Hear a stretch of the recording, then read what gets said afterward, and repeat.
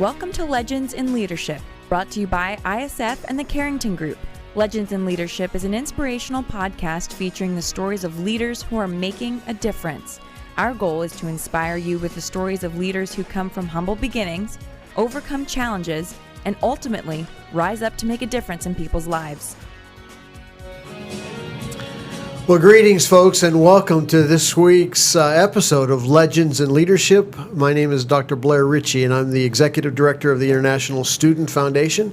With me today is my co-host, Jason Smith, Family Officer with the Carrington Group. Just the two of us today, bud. Yeah, dynamic duo. Yeah, we got an exciting guest and a good time. And before we get to her, we always take a little bit of time to play a little leadership trivia. And we're fascinated by the stories of people who come from humble beginnings and rise up to make a difference in the world. So, Jason, who do you have for us today? Yes, well, today's leader was a proud Texan who would have celebrated his 112th birthday today. He was the first son of a Central Texas farmer and businessman. To help pay for his college education at Southwest State Teachers College, he taught at a school for disadvantaged Mexican-American children in South Texas. In his late 20s, he shifted his focus to politics and was elected to the U.S. House of Representatives before he was 30 years old. After volunteering to serve in the U.S. Navy during World War II, he was elected to the U.S. Senate and became the youngest senator to serve as minority leader, and then 2 years later became the youngest majority leader of the U.S. Senate. Rarely does the vice presidential candidate make a difference in national elections, but his presence on the ticket was the key to a Democratic victory in 1960. As president, he actively pushed Congress to pass legislation attacking illiteracy, unemployment, and racial discrimination. He suffered a heart attack just 5 years after leaving office and rose to the presidency in a rather unfortunate set of circumstances. So who was this legendary leader? We'll be back at the end of the show with the answer.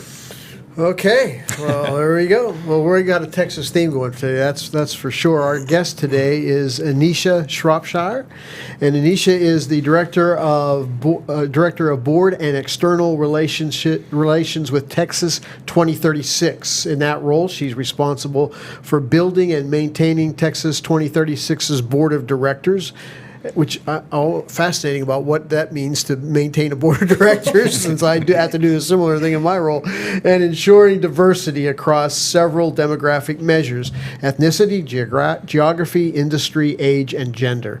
Additionally, Enisha is responsible for building and maintaining relationships with community, civic, and business leaders across the entire state of Texas. Enisha joined Texas 2036 after 5 years at the George W. Bush Institute. She served as Senior Program Manager for Leadership Programs. A Dallas native, Enisha is deeply involved in various community organizations that advance outcomes for underserved populations. She's a past president of the Mayor's Star Council and currently serves on the board of directors. She also serves as the on the board of the George W. Bush Institute's 43 Club. Nationally, Enisha was selected to become a member of the American Enterprise Institute's Leadership Network, and most recently she became a Dallas Business Journal's 40 Under 40 Award honoree, which celebrates up-and-comers and influencers in the North Texas community. I need to mention, for all you Hook 'em Horn fans, that Enisha is a proud graduate of the University of Texas at Austin and serves here on the local alumni chapter of Dallas, Texas, X's. Enisha, good to meet you. Good to have you. Thanks for coming on today. Such a pleasure to be here. Thank you so much for having me. Well, my friend John Maxwell talks about leaders as birds of a feather flock together, okay? And I was just in getting to know you, it just seems like from an early age, leadership has been a part of your story. Hanging out with leaders, influencing leaders. I'm fascinated how that happens. Okay. And to talk a little bit about some of the influences in your journey that got you kind of on this leadership bent. Yeah. Well, again, thank you so much. I'm so honored to be here. As I mentioned to you earlier, I was going and listening to some of your past participants, and I'm like, oh my goodness, some huge seat to sit in after some of those guests. So thank you so much for having me.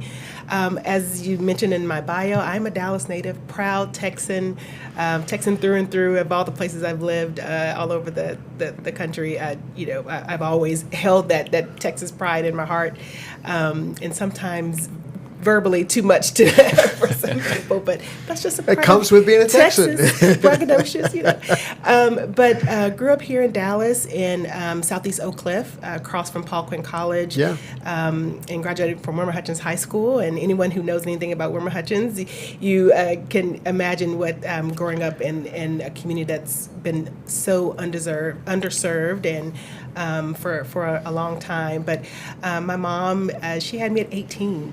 And Wow. so she was just a little budding leader herself, trying to figure it out and trying to figure out how to impart leadership and in the importance of serving others in this little baby's life, even at the young age of 18. But somehow it was in her, and so she made sure that it was in me. My mom has just always served as such an inspiration of leadership. There was nothing I could get away with in school because my mom was always there. She would pop up at any moment, but only because she was very involved in wanting to make sure, whether it was me being in the band, that she was serving on the band booster club and ensuring that people were gathering together and doing things to help advance things for students. She ran to serve on at the time, Wilmer Hutchins was an independent school district, right. one of two left in the predominantly African American school districts left in the state of Texas at the time, before it closed in 2007. My mom was running to serve on the school board there. So my mom has always been someone who instilled a sense of leadership in me by example, but also by constantly reminding me that I am special, that I'm great, that I have influence, that I'm powerful, and that those things that she, for my mom, I'm her greatest pride and joy, and she makes sure that I knew that at a young age, and even now as I'm older, that has not been, I've not forgotten about that. Yeah. Having that vision for yourself, you almost need someone from the outside helping you with that, don't you? And Yeah. that was your mom. Yeah, that was my mom, and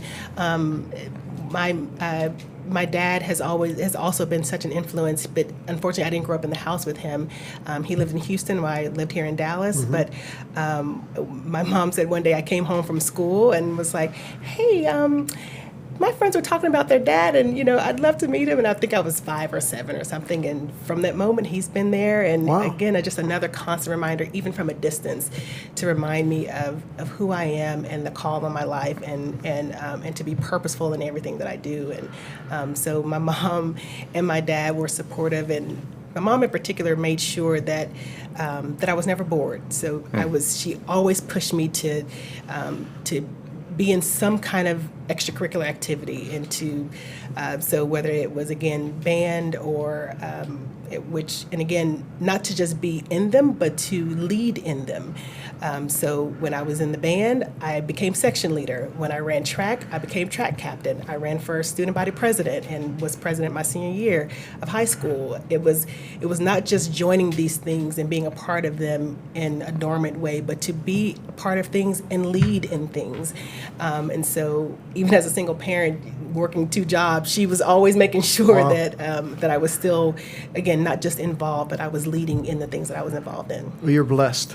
Very, very blessed. You're blessed, yeah. Very blessed. So how'd you end up at UT? Well, it's one of those blessings that just, I was fortunate enough to graduate in the top 10% of my class. Okay. And that kind of policy that was, I think Royce West led this policy to be enacted in the state of Texas, that any student who graduated in the top 10% of a Texas public high school Right. can go on to and get automatic admittance to any public university in the state. And it was that kind of policy that opened the door of opportunity for me.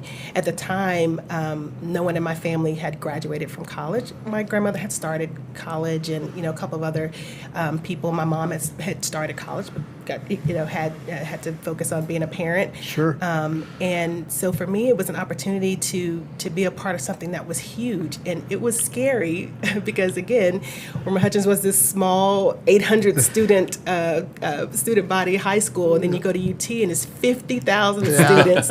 No one looks like you. But honestly, to answer the question of how I ended up there, it was really just through the door that was open for me I applied, I was accepted, and there was no other place that I wanted to go. Well, talk about finding your path through college and then out into the workforce. So talk about how that evolved for you. I have a very non-traditional path to what I currently do, but even through that non-traditional path, I found that there were things that were just seeds that were planted in me long ago that just along the journey I was able to get to this place where I am now. And in high school and in college, I was a student athletic trainer. My degree is in sports medicine. Okay. And going to UT, again, coming from a place where we didn't have money to travel, we didn't have a lot of opportunity to do some of those things that were outside of our neighborhood. My mom did the best she could to try to do that for me, but it wasn't until I got to UT that I saw a whole new world of people and culture. And being a student trainer, I got to travel with the various sports teams to different states, and it's just spurred just an interest in me of other people and culture, and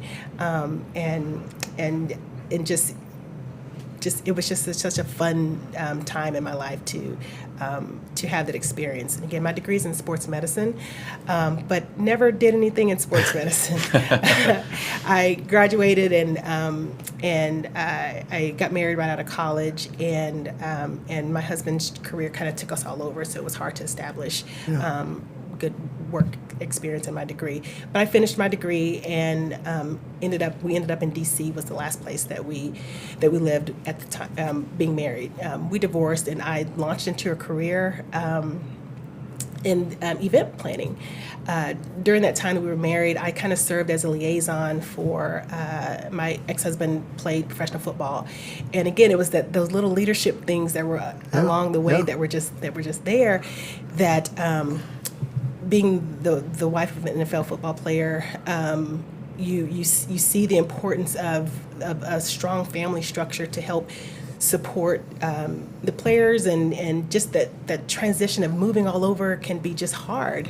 And I grew up in Oak Cliff in Dallas, and moving to Buffalo, New York was just like, what is this place? It's cold and it's gray, but still one of my favorite places to live was actually in Buffalo. But you found that you need that support system. Mm-hmm. So I ended up serving as the president of our women's association for the Buffalo Bills, and I liaised with the organization and with the families, and I organized community events for us to do together, and then I ended up hosting an annual event for wives all across the NFL called A Wives Getaway, where we'd have representatives from the league to come talk to us about the changes in our health benefits and changes that were going on in the league that families were left out of when we were the ones that were taking care of everything at the house so that our husbands could, but you weren't part of the negotiation efforts. Right. And a lot of times we were left out of the conversation as far as understanding what was going on with change that affected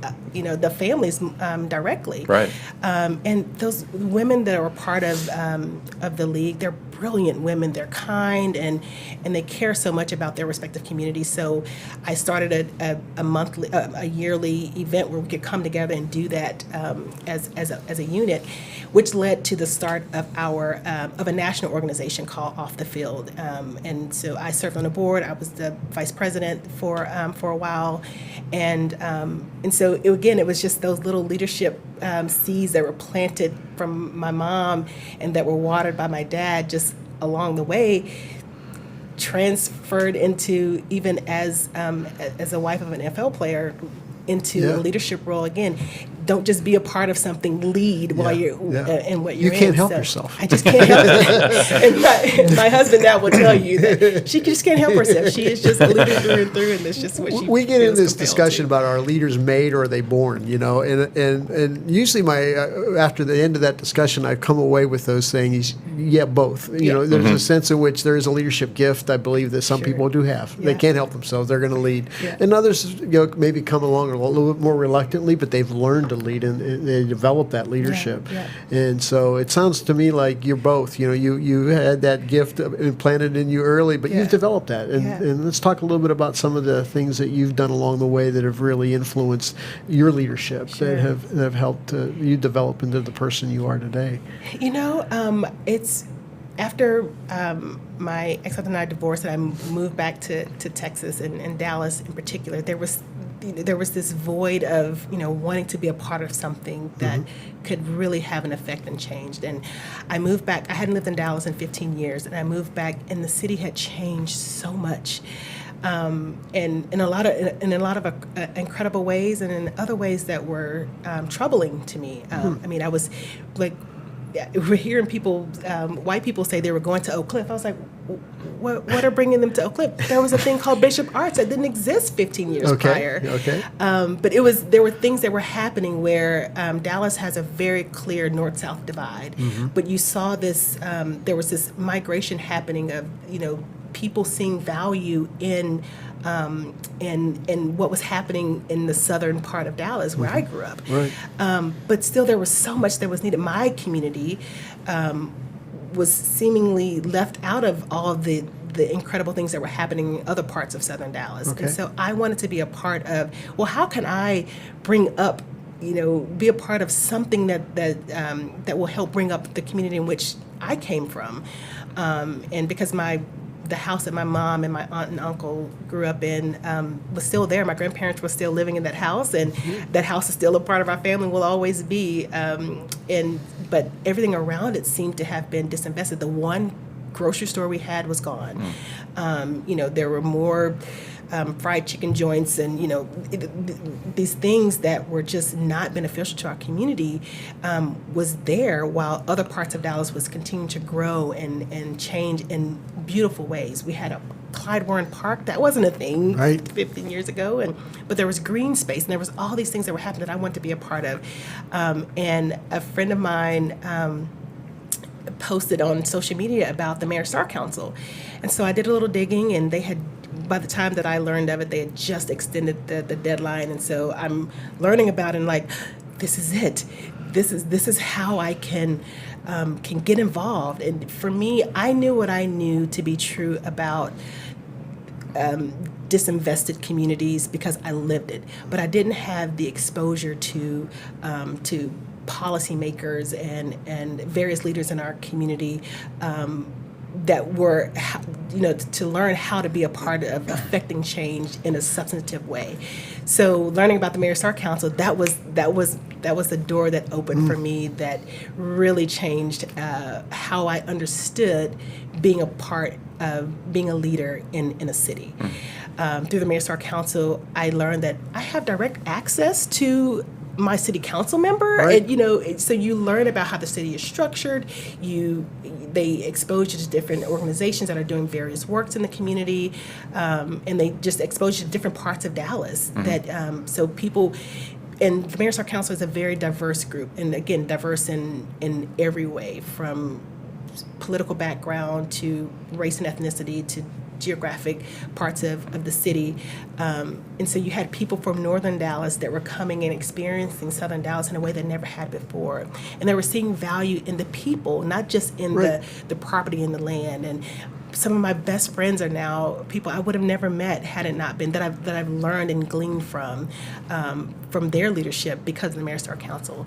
And so from there, I was selected to serve as vice president and then to president, and now serving on the board of directors for the Mayor Star Council. So that was really the entry point for me on really knowing how to leverage relationships and leveraging leaders that are elected officials on helping to change communities. So what insights, I'm curious, would you have for us on bringing that community together? Because it takes, many times it takes outside resources, influence, money to help the disinvested communities start to make progress. Yeah.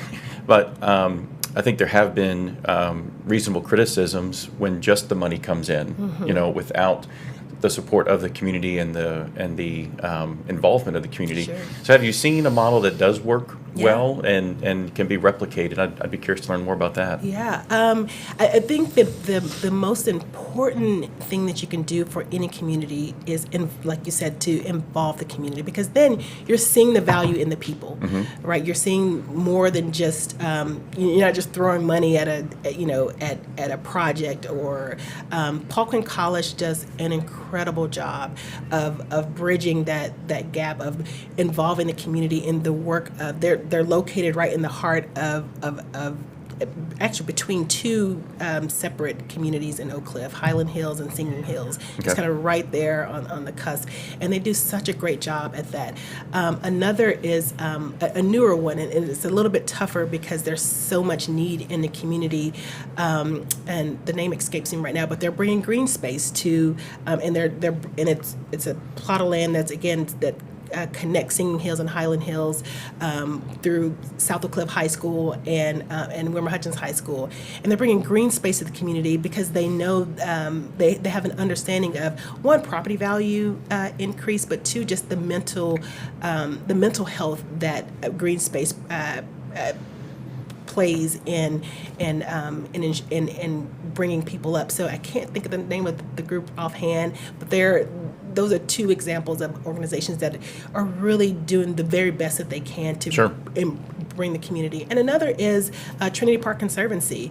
They're building between the levees, between the Margaret Hunt Hill Bridge and the Ron Kirk Bridge, what's being touted as the Central Park of the Southwest. So it's this huge park that has the potential to maybe displace people in West Dallas, but the people at Trinity Park Conservancy are just doing an incredible job of making sure that they're involving the community in how they are developing the park. What are the needs of the community? What are the desires of the community to have this park as a part of their lives? So can't think of the second one, but those are three examples of groups that are really models for how you involve community in the work that they're doing. And then from an economic perspective, obviously that helps tremendously when people aren't so concerned about day-to-day putting food on the table. Sure. So how does the economic element play into that to make sure these communities aren't simply just provided opportunities in the short term in these limited time frame programs, but that actually takes hold and helps lift those communities long term? Yeah, and that's a huge challenge to strike that balance. A lot of it because you have so many people who come into these projects and they're not involved in the community. They're not listening to what they want, or they're displacing whole communities. They're giving families large sums of money for their homes just to wipe it out, and then they're being pushed into places that they still can't afford, even with the money that they have. So there's an education piece. There's lots of organizations who are working with individuals in these communities to ensure that they're not displaced, that they're not that they understand the value of what they have. Again, I use the example of my grandparents' home that will remain in our family. What I learned when I moved back to Dallas is that a lot of the neighborhood kids that I grew up with, their homes, once the parents or grandparents died off, they quickly sold the home, and so then that invited people who had ulterior motives to the homes, whether it be drug dealers or whatever, and houses are being burned down, and so you have empty lots.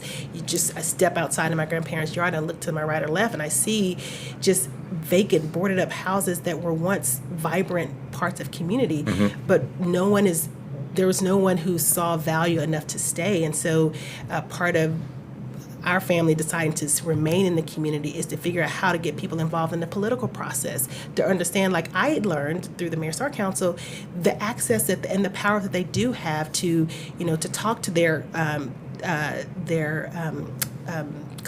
not congressperson, to their city council member, and to be involved in the process. So there's an education on that has to happen on the side of the people of the community, as well as ensuring that, because it's their voices that keep those people who don't care about the community out of the community, but it's also their power that they have to uplift and be a part of solving solutions within their community as well.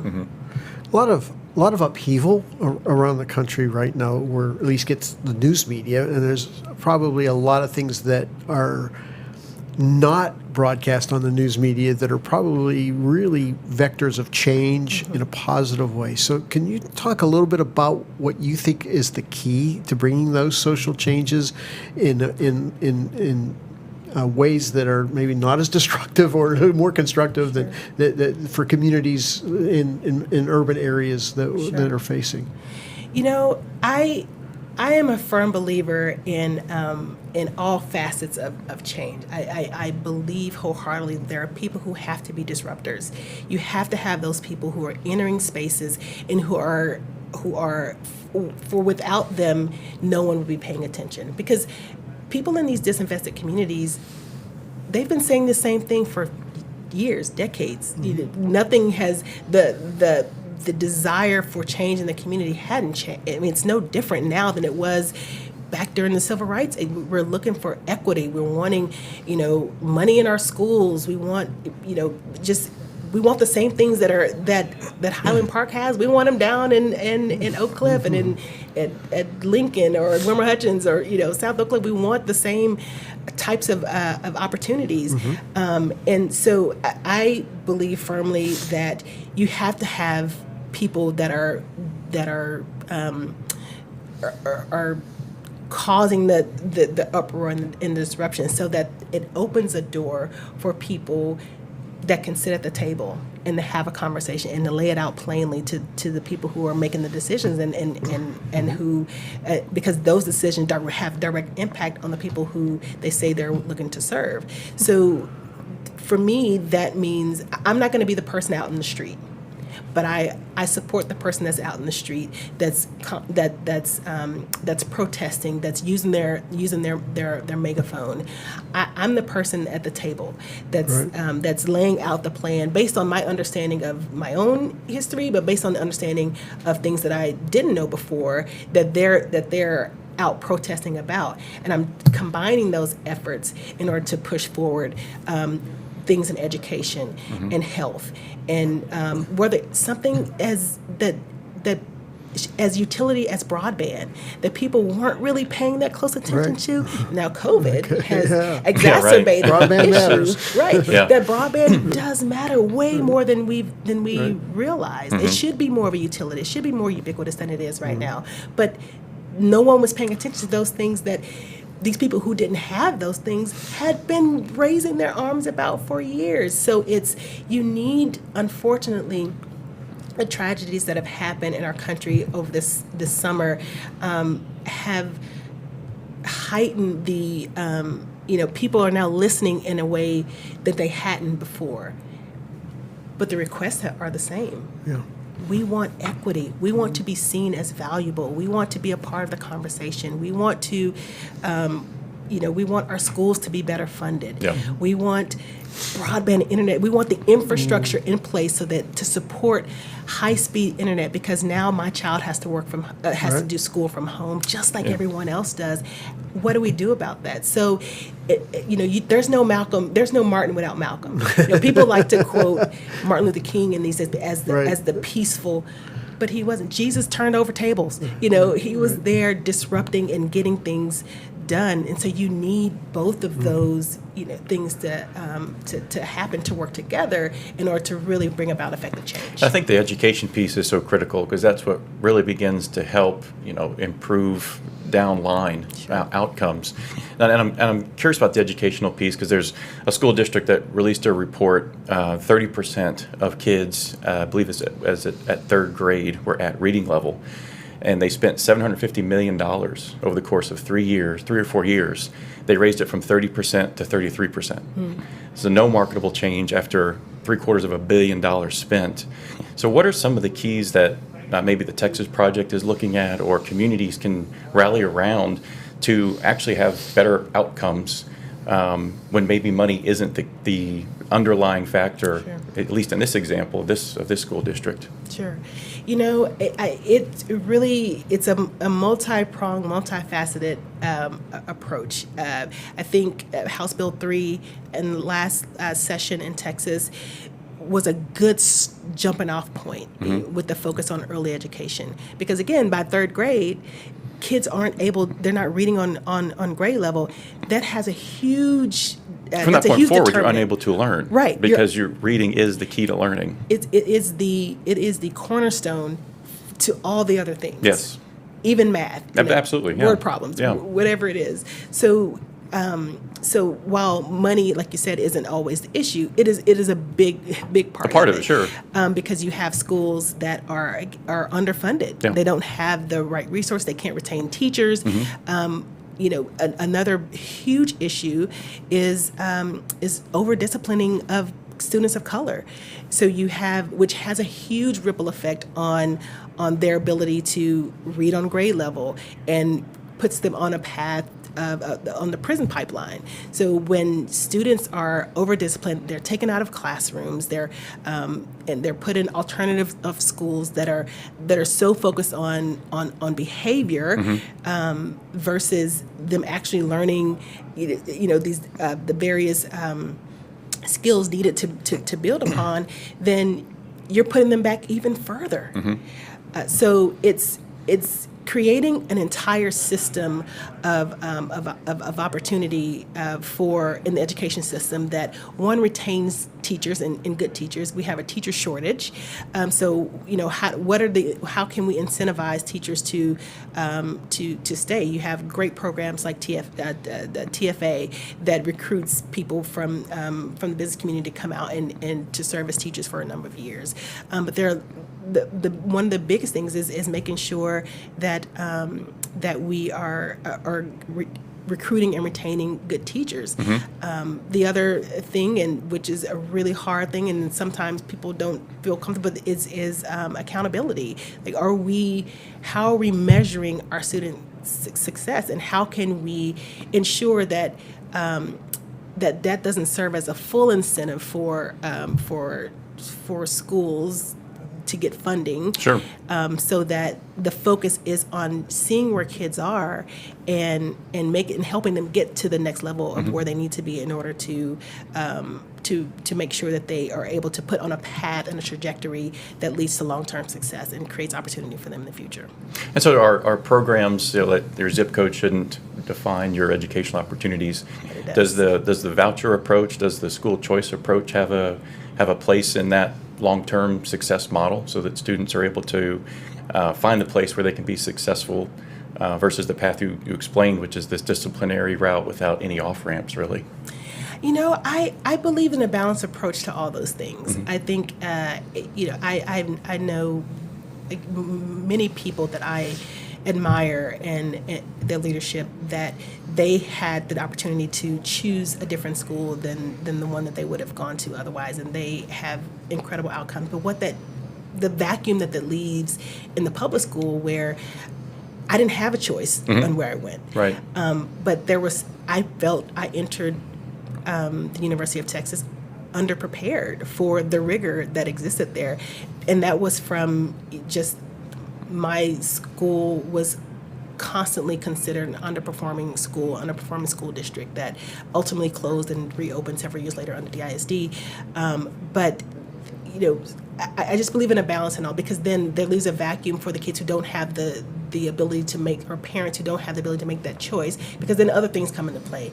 And that's the importance of the work that I'm doing now, is showing the interconnectivity between all of these issues. So if there's a school choice issue, how are those kids getting to these schools that that they're having the option to go to? That becomes a transportation infrastructure issue, that becomes an issue with public transportation. So it's making the connection between all of those things and making sure that, if school choice is an option, that they're not left, that there's not a vacuum left in the public school system that serves to, that supports so many students who just don't have the option. For those who are listening who may not be familiar with Texas 2036, give us the background of that a little bit in your work there before we wrap this up. Sure.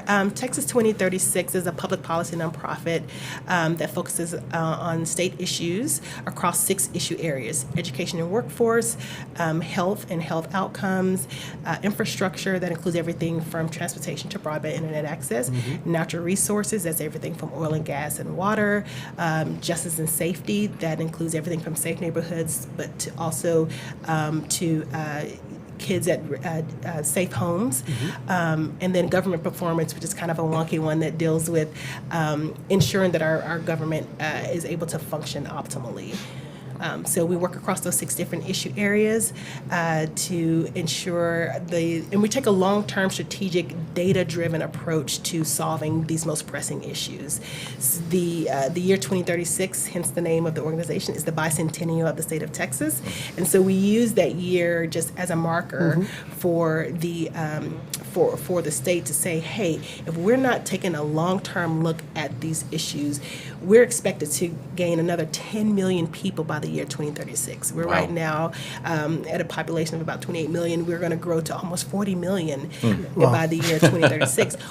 Well, where are these people going to go? How are they going to get around? Are we going to be able to support them, educate? Texas has the 10th largest economy in the world. So how do we maintain that? And COVID has done nothing again but exacerbate all these issues that it's made us all the more relevant in the work that we're doing, because had we taken a longer term view on broadband internet access to urban and rural communities, how much better off would we be than we are right now for those people who are suffering the most? Health, communities that are the most affected by COVID are those with underlying health conditions in communities that lack access to health care or lack access to healthy food. So we're approaching this from all the angles that are important to the long-term success of us as a state. And by us as a state, we mean the 28 million people growing to 38 million. We mean the people of the state. So how do we look at those things from a long-term perspective while also meeting some immediate needs of the state? But really that long-term strategic view is how we're approaching the work, and using data as the driver to help us to understand. And the thing that I love about Texas 2036 is that, and why I felt compelled to join this work, was it's using data but data only tells a part of the story. It's taking those, we're talking to experts, we're talking to community, we're talking to business leaders, getting that perspective, tying it and coupling it with data to help drive us to truly substantial and substantive change for the people of our state of Texas.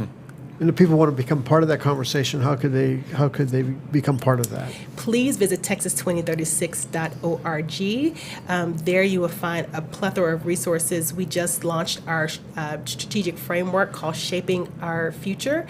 It is a comprehensive look at the state of things here in Texas. We focus our comparison, if you will, on what we call our peer states. So states that are comparable to us in size, population, resources, and things like that. And there are 12 of those states that we compare ourselves to see just kind of where we are, because you need to know where you are in order to know where you're trying to go. Yeah. And so that framework tells the full picture of where we are as a state across those 6 issue areas, and then breaks them down into sub areas. So again, for education and workforce, we look at it from K through 12 to post-secondary, and everything in between across those issue areas. But visit texas2036.org. Fascinating and very relevant. One last leadership. I really would love to know this, because leading leaders is a challenge. And that's what you do. And is there something that is just on the cutting edge for you in leadership right now that is helping you in terms of influencing leaders? Really, it's listening.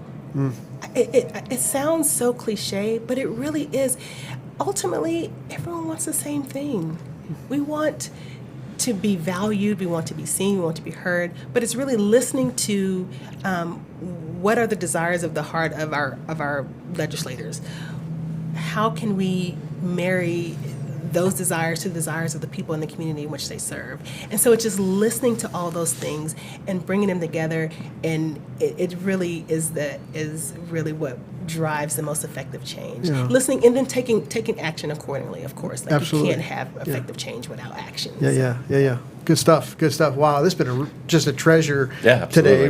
Thank you for the insights you've given us and the work that you're doing. And we need to have a sequel to this. Okay, that would be great. Before we go, though, we have a little trivia out there on so any Texas guesses leader on our teacher turned politician? There's and a ultimately presidential president? center of this guy down where you were at, so UT. So on a highway. The LBJ. Yes, that's right. There you yes. go. Yes, There you Lyndon go. Baines Johnson Lyndon is our legendary leader today. Yeah. So very good. Very that is good. great. And for all you Texas folks, there you go. UT, we did you justice today. Yes, There you go. Well, again, thank you, Enisha, for your time today. And on behalf of my co-host, Jason Smith, we want to thank everybody for listening. And before we go, just want to remind everybody of this, that if your actions inspire others to dream more, learn more, do more, and become more, then you are a leader. Legends in Leadership is brought to you by the Carrington Group. Carrington Group is a family office with a passion for helping business leaders and their families make smart choices and fulfill their highest aspirations. To learn more about the Carrington Group, visit their website at www.carringtonfo.com or Google Carrington Group Dallas, Texas. ISF is committed to leadership development for aged-out foster care and orphaned youth. ISF's mission is to transform these youth into tomorrow's leaders with scholarships, mentoring, and leadership training. To learn more about ISF, visit their website at isfsite.org or Google International Student Foundation to learn more. Securities offered through Regulus Advisors, LLC, member FINRA/SIPC. Investment advisory services offered through Regal Investment Advisors, LLC, and SEC Registered Investment Advisor. Regulus Advisors and Regal Investment Advisors are affiliated entities. Carrington Group and this broadcast are independent of Regulus Advisors and Regal Investment Advisors.